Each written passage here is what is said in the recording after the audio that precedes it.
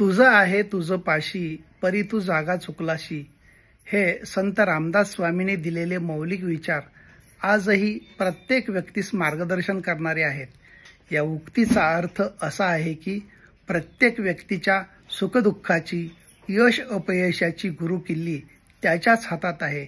मात्र अनेकदा आपण हे विसरून बाहेरच्या गोष्टींमध्ये समाधान शोधण्याचा प्रयत्न करतो आणि त्यामुळे जीवनात दिशाहीन होतो.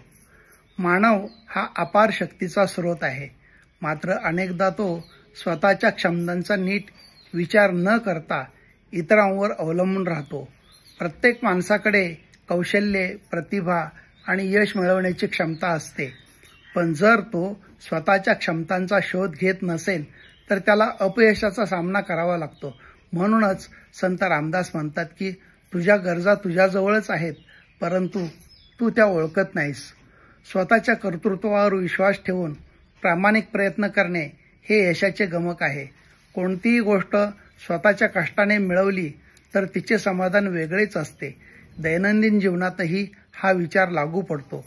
विद्यार्थ्याने अभ्यास करावा, शेतकऱ्याने मेहनत करावी, उद्योजकाने धैर्याने पुढे जावे, प्रत्येकाने आपले कार्य पूर्ण निष्ठेने करावे.